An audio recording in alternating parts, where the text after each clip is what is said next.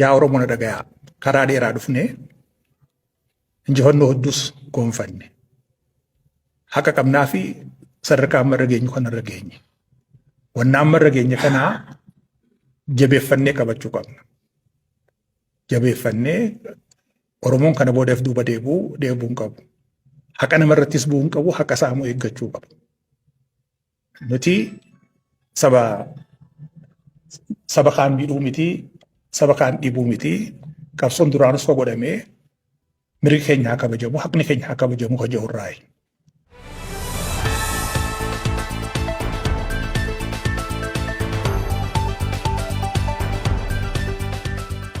Nageen rabbii guddaa bakka raanu daawwatan maratti simbira haadha qabu kabajamtoota daawwattoota keenyaa kan daawwachaa jirtan kun Oromiyaa Viizinii qophii kana dursuudhaan kan isin waliin turte taasisu ani Diinaawol Ahmadi warreen chaanal Chaafaaree taatan sabiskiraayib godhuun viidiyoon immoo namoota hedduu bira akka qabduuf laayikii fi sheer godhuu hin dagatinaa. Kurfaa keenya kan guyyaa irraa kanaa keessatti dhimmoota jajjaboo sadirratti xiyyeeffannee sagantaan isin biraan geenye jechuudha.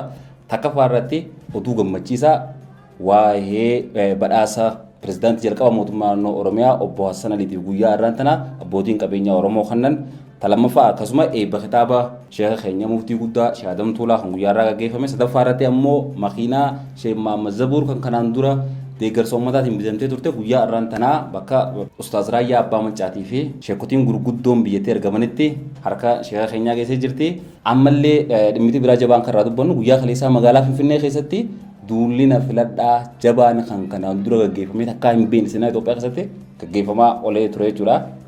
Duulina filadhaa kun eenyuun gaggeeffame eenyuuf gaggeeffama kajuullee bal'inaan isin biraan geenya.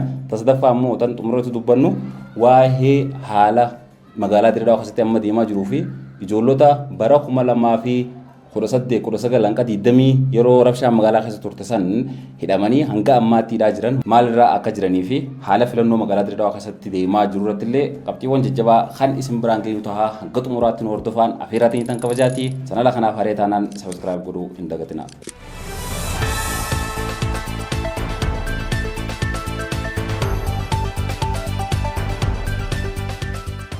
Tole kabajamtoota daawwattoota keenyaa akkuma jalqaba irratti isin kaasee ture guyyaa irraan tanaa oduuwwan gammachiisaa ajaa'ibaa sadii wal faanaan dhageeman. Kana keessaa tan jalqabaa maali? Pirezidaantii jalqabaa mootummaa naannoo Oromiyaa obbo Hassan Aliitiif abbootiin qabeenyaa Oromoodhaa kanneen baay'inaan toora nama 40 kana ta'anii obbo Yaadataa Junaydii dabalatee jechuudha. Makiinaa akkaan qaaliitii fi akkasuma mana jireenyaa akkaan bareedaadha. Pirezidaantii jalqaba mootummaa naannoo Oromiyaa obbo Hassan Aliitiif gumaachanii guyyaa irraan tanaa dabarsanii fi sagantaan guddaan gaggeeffamtee jirti jechuudha.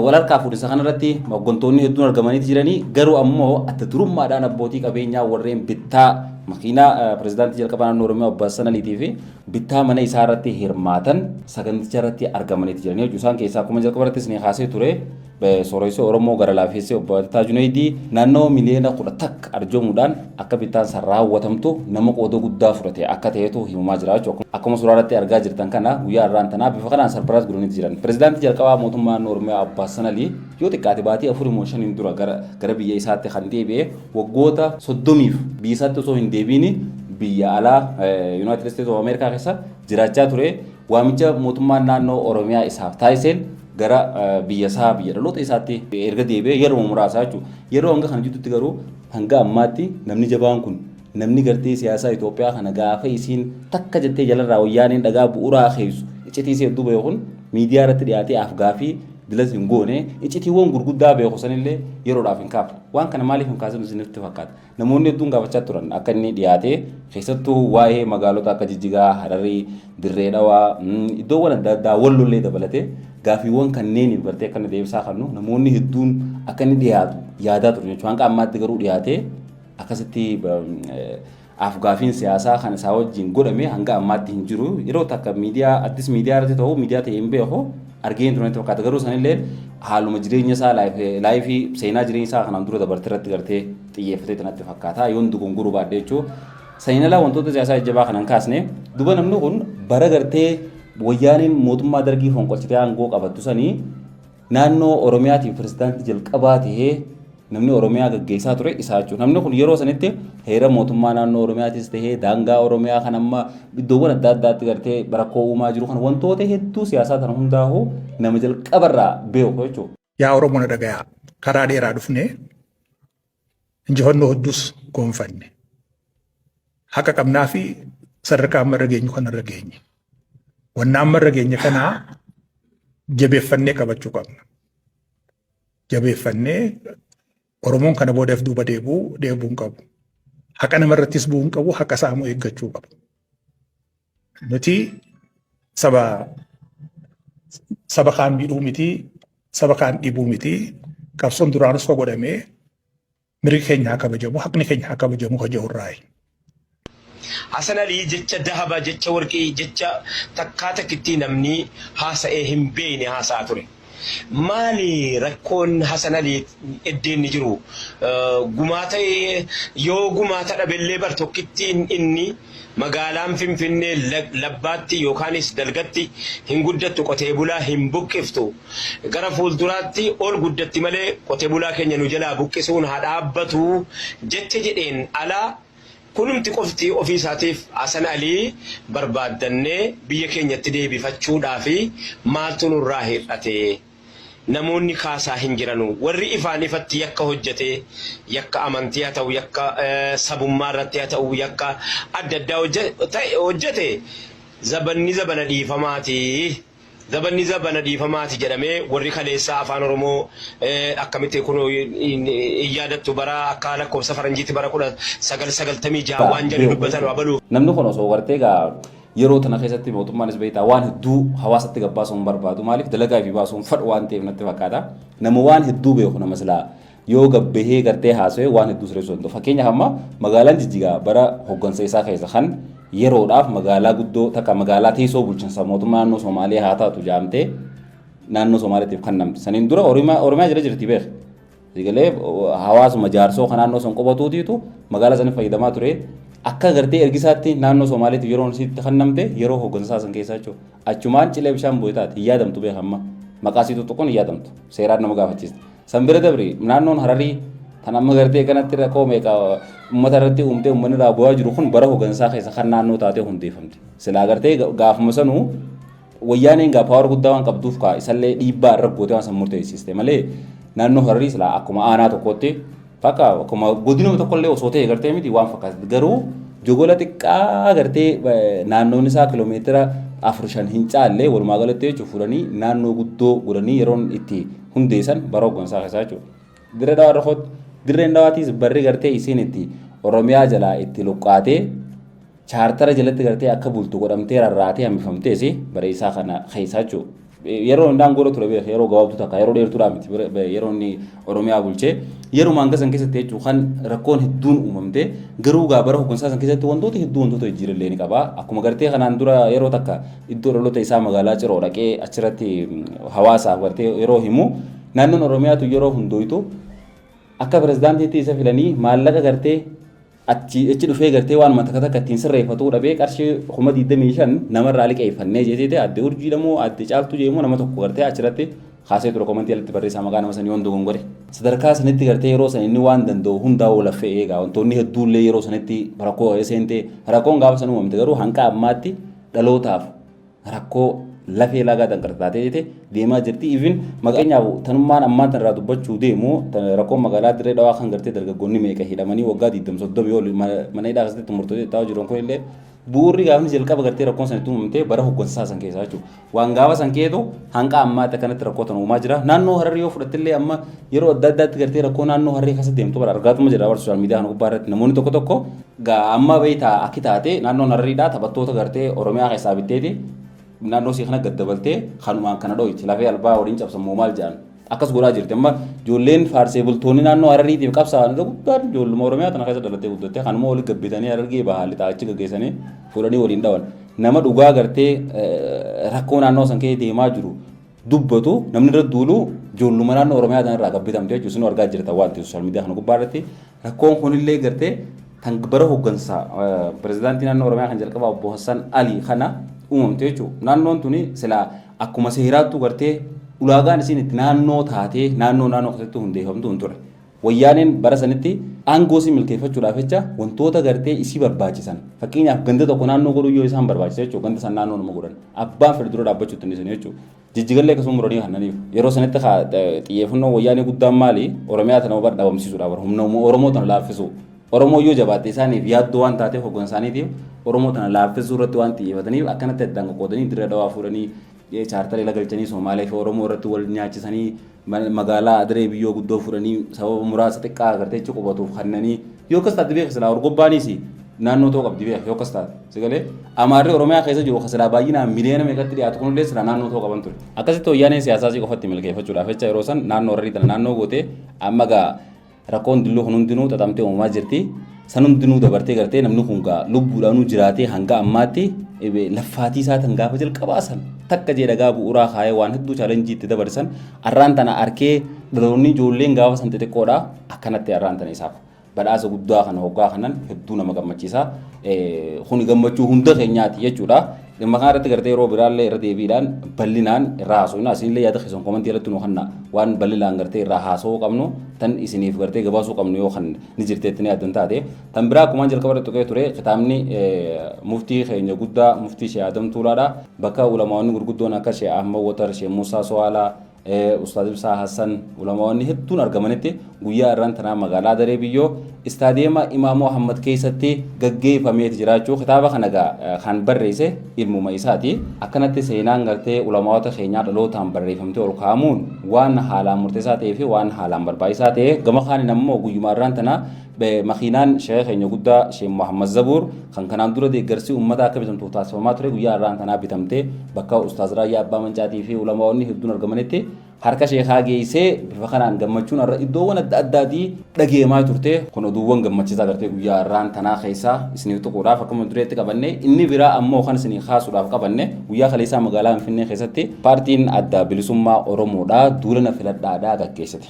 Viidiyoo irratti akka argaa jirtan kana kanaan dura naannoo waggoota 35 oliif paartiin tun erga gartee bosona keessatti hundeeffamte irraa kaasee dhaabni kun erga hundeeffame irraa kaasee magaalaa Finfinnee keessa seenuu dhiisiti magaalota gartee silaa gurguddoo jedhaman tana keessattuu maqaan siyoo kaafamee yoo halaaqa biraatti ture jechuudha. Nama hedduutu gartee sababa alaabaa kanaatti itti lubbuun baddee jidduu kanatti yeroo muummichi ministeeraa Dr. Abiyyi Ahmad aangoo qabatu jijjiiramni tokko dhufee dhaabni gaa hooggantoonni waan biyya biraa turaniif gara Itoophiyaatti deebi'anii achitti Oromoon akka malee gammaddee magaalaa Finfinnee tana guutuu alaabaa adda bilisummaa Oromootiin faayanii bareechanii alaabaa mimmiirsanii yeroo gabaabduu keessatti jijjiiramni xiqqaan tokko dhufee wallooyite achuma dhabama taate diinummaan isii bakkuma duraanii deebite jechuudha. Duba haalli san hundi adeemsuma keessa dhawwataan jijjiirame guyyaa kaleessaa magaalaa Finfinnee keessatti paartiin adda bilisummaa Oromoodhaa duulana filadhaa gaggeessite. Wanti kun nama hedduutti baasa ta'e beeka. Wanti kun ni ta'a jaameetu yaadamne yoo waayizee beeki paartii adda bilisummaa Oromoo tana hoggaa jiran alaabaa tana hoggaa arkan Oromoo malee sabaa sablammoonni Itoophiyaa hundinuu gartee alaabaa tana hin jaalatan ni beektanii akka waan gartee Oromoon yoo alaabaa tana gad dhaabbatte sabaa sablammoota Oromiyaa keessa dhaabbatu kana hunda duguidee fixxuu magaalaa Finfinnee tana keessaa nama maal godhu akkasii yaadan sii galeemi guyyaa kaleessaa shook ta'aa oolan jiraattonnummaan magaalaa san keessa jiraatan hundinuu jechuudha. Kaaniif gammachuu kaaniif ammoo naasuu guddoo turte jechuudha. Duba bakka kanatti gartee qooda walii kaa'uun dirqama gartee bakkee taatu bakka tamii alaabaan tun magaalaa Finfinnee tana keessa akka isin akkanatti ol kaafamtee deemtu qooda guddaa kan taphate eenyu bulchiinsummaa aangoo jiru kan osoo bulchiinsi kun arraan tana gartee Oromoo ta'uu baate fedhoo haa hammaatu fedhoo haa tolula waa'ee hammeenyaa fi haa tolasaa san namuutu keessaatti haa qabatu san dhiise osoo bulchiinsi amma biyya tana bulchaa jiru kun Oromoo ta'uu baate hooggansi amma jiru kun alaabaan tun jireenya isii guutuu umrii isii guutuu muhuma gaaraa keessatti gartee fannifamtee baddi malee magaalaa keessa dhuftee duulana filadhaadhaa gaggeessiti yaanii yaaduun gartee waan yaadamne ture jechuudha. Haa galatooman hoggonsummaan ammaa aangoo jiru kun akkam mittanayyee barqoota olii haadee bareedaa bahe isaaniitu bobaabanee fi akka gartee isaan achitti magaalaa san keessatti duulana filadhaa bifa bareedaa kanaan gaggeeffatan haala mijeessa jechuudha. Dhiibbaan gama biraatiin jiraatullee ogaan kan isin jiru dhiibbaan hin jirtu jechuudha barbaadeeti miti yeroo filannoo kana keessatti gaa duulana filadhaa gaggeessuudhaaf humna guddaa kan qabu mootummaan. Akkasuma kanarratti kaawwaleen sobnaan illee ni sobu mootummaan baay'ata guddaatti ramadeetti gartee akka ajaa'ibaatti gartee bakka hundatti sagantaa qopheessee duulana filadhaa gaggeeffata. Paartiiwwan morkatoon akka ABO'tii fi Izeemaa fi maaliin kuni akkanumatti akkuma ABO'n guyyaa kaleessaa magaalaa Finfinnee keessatti gartee makiinuma faara ta'anii sagalee muntaal boraanii dhageessifatan kanatti dhageessifatan malee waltajjiin guddaan akka gartee paartii badhaadhinaatiif qophoitu san qophoiteetiitti gartee uummata affeerratan wanti jaamu hin yaadamu kuni haaluma siyaasaa biyya teenyaa kanaan dura turee fi siyaasaa Afrikaa keessatti illee wanti kun waan baramaadha. kun akkanumaan ta'ee osoo jiru garuu immoo magaalaa Finfinnee keessatti guyyaa keessaa akkasitti paartiin adda bilisummaa Oromoodhaa deemtee alaabaa ol qabdee gartee duula ofirra dhaggeeffachuun isiisanuu carraa guddaadha. Amma kattee anu maali asitti dorgomtoonni qaadhimamtoonni dhaaba kana bakka bu'anii gartee dorgommii kanaaf dhiyaatan filannoo kanaaf dhiyaatanii ni jiran jechuudha. Isaan kun ammoo hoggaa filataman eessaaf dorgomanii caffee Oromiyaatiif mana marii bakka bu'oota uummata Itoophiyaatiif dorgomanii jechuudha. Amma hoggaa gartee paartii adda bilisummaa Oromoo kana filannoo kanarratti filattee wanti tahamu maali kallattiidhaan aangoo qabatti miti bakka muummicha ministeeraa san. Sigalee naannoo fakkeenyaaf amma aanaa bakka itti bakka bu'anii jira godina bakka bu'anii jira godina san keessatti sagalee guddaa yoo argate qaadhimamaan adda bilisummaa Oromoodha. Fakkeenyaaf akka aanaa Haramaatti haa jennu takka ammoo akka aanaa Jaarsootti haa jennu qaadhimamtoonni kun paartii hundarraa hoo achitti ni dorgomu jechuudha. Qaadhimamtoota dorgoman kana keessaa tokko kan dhaaba adda bilisummaa Oromoo ta'e tokko kan paartii biraanaa ta'e kan dhaaba adda bilisummaa Oromoodhaa san yoo gartee sagalee caalmaa argate isa saniitu mana marii bakka bu'oota uummataa keessatti yookaan ammoo caffee Oromiyaadhaa bakka dorgomaa tureef keessa taa'ee uummata isaatiif sagalee ta'a jechuudha. Bifa sanii ammoo karaan gartee filannoon kun itti gaggeeffamaa jirtu. Adda bilisummaa Oromoodhaa bifa sanii yoo gartee mana marii bakka bu'oota uummataa keessa seentee haalota gartee Itoophiyaa keessatti deemaa jiru kana irratti jijjiirama fiduudhaaf carraa isiin qabdu bal'aadha jedhanii gartee namoonni yaadanillee hedduutu jira. Walumaa galatti gartee bifa kanaan gammachuudhaan gabbahanii osoo rakkoon takka noomin guyyaa kaleessaa sagalee isaanii alaabaa isaanii ol qabanii keessatti dhageeffatanii duula ofirra dhageessuu isaanii sanuu jijjiirama guddaadha.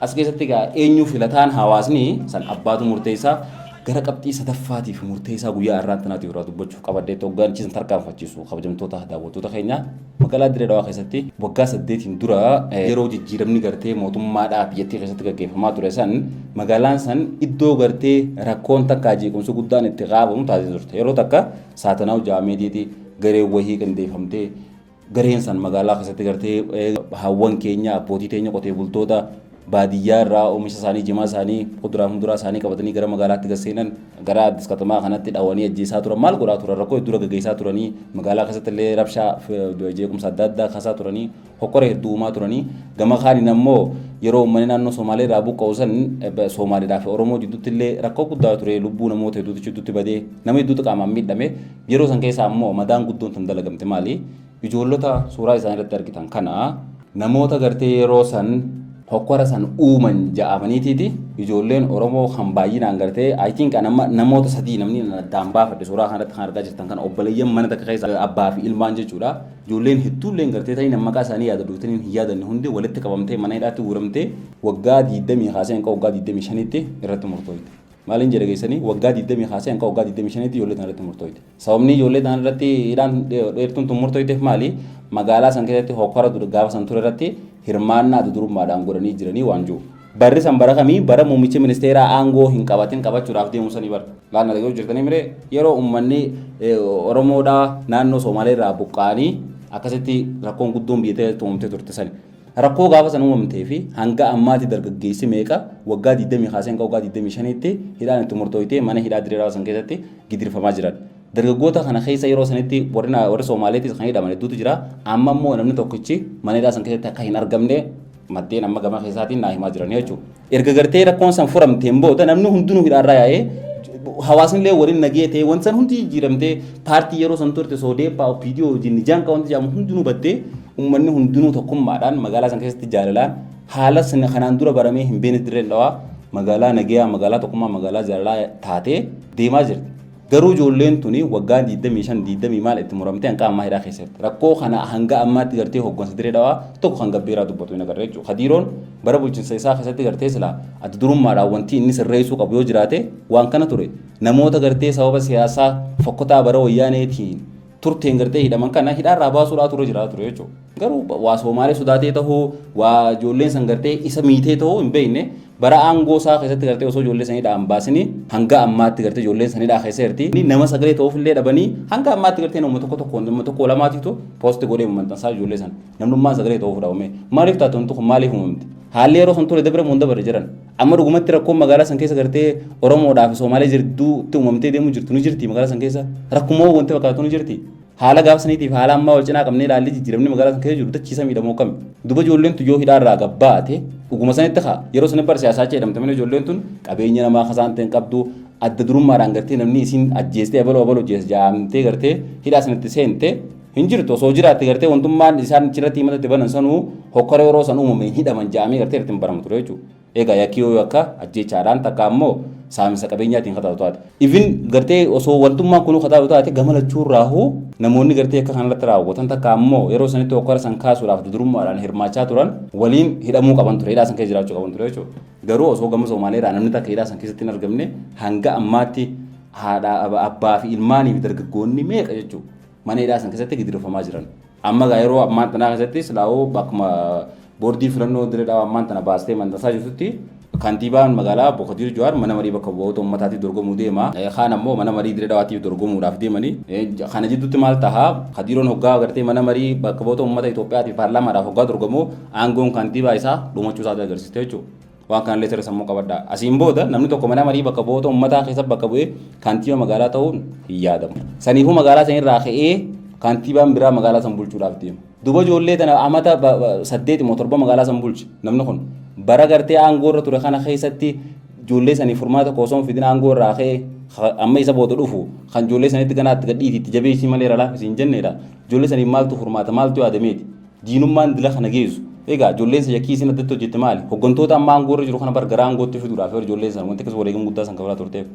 Magaalaan tun gartee qeetee nyaanuu maltii qeetee irratti gartee alagaan alaa dhuftee nu buqqaasuun qabdu haadha abbaa keenya naannoo isaanii irraa buqqaasanii dhabamsiisanii asirratti illee gartee nurra hodhisuuf hin qaban waanjuu ijoolleen san falmatte malee addatti gartee namni isiin diinummaadhaaf magaalaa san jeequudhaaf wayita illee hin jirtu.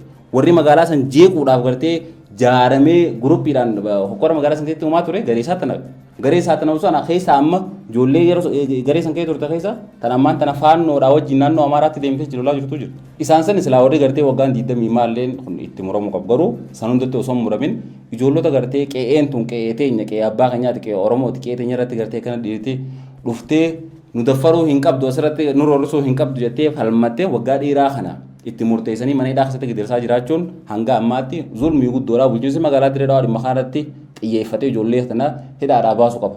Kun sagalee uummataati jechuudha. Kun yaada uummataati. Arraan tana isaan hidhatti dhiistee gartee yoo ta'e aangoo tanarraa qabuutu taate rakkoon Oromoodhaa magaalaa san keessatti si boodaan dhuftu daran dabalaa deemtu malee furmaana dhufta kan leen hin jirtu jechuudha. Saniif yoo rabbi jee dhimma kanarratti gartee maatiilee dubbisnee gadi fageenyaan waan jiru kan isin biraan geenyutu akka hojjettoota daawwattoota keenya qophiin teenya tanarraaf isin biraan gahuudhaaf qabanne tanan gammaatti waliin daawwachaa turre. Kana fakkaatti yoo rabbi jee sagantaatti aan turatti dhimmoota jajjabaa gartee kaafamuu qabannee kan isin dhiyaannu tahaa ani kan isin waliin turtaa isa diinaa olaammadii sagantaatti aan tunan goole deemnutti.